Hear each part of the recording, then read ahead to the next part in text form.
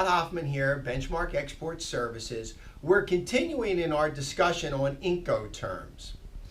We're going to cover CPT and CIP, also CIF and CFR. The C terms for U.S. exporters are probably the most efficient term, where FOB, FCA is probably the most efficient term when importing your goods. The C terms are wonderful for U.S. exporters. The other thing to keep in mind with CIF and CFR, they are specifically the maritime terms for the C.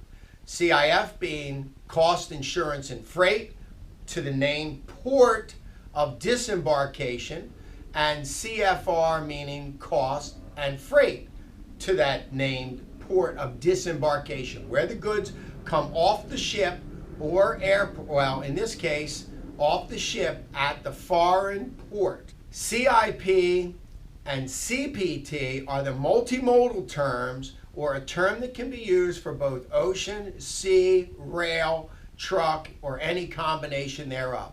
So for practical purposes, we're going to talk about CIP and CPT.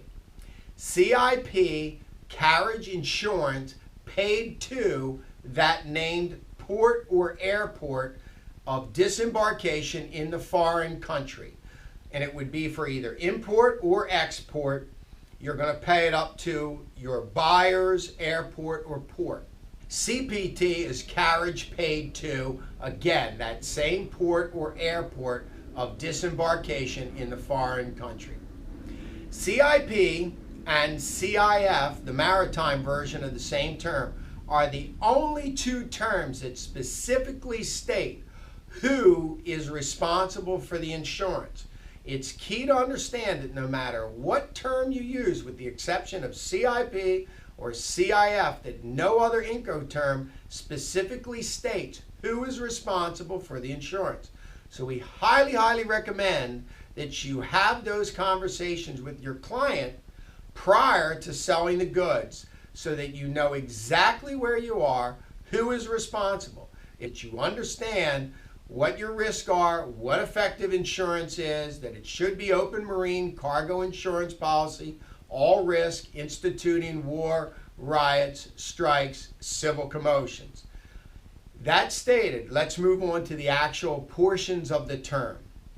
Why I like CIP so much for U.S. exporters is it gives you almost complete control of the entire shipping process. It allows you to control your dock. It allows you to work with a forwarder of your choosing. It allows you to work with a trucker of your choosing. It allows you to meet and manage all of your U.S. export requirements. It also helps you to minimize your risk of diversion, of just a host of issues with the ocean carriers as far as getting equipment, working with ports and terminals and carriers that are providing you with adequate space, commitment, all of those things handled when you control the shipment, or at least the main portion of that shipment. It then allows your client that same courtesy to allow him or her to work with the customs broker in their country of their choosing. It allows them to pay their local charges and manage their customs in their local currencies as a matter that they serve and feel best.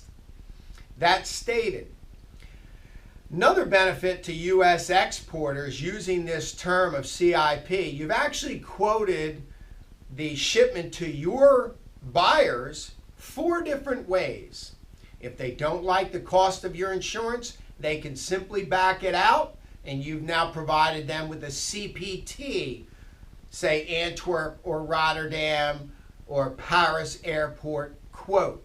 You've given them that option. So now you've shrunk your sales process by those days of going back and forth, because you're quoting them first once 4 different ways. So you've quoted them CIP, you've now taken out the insurance, they have a CPT named port or airport quote.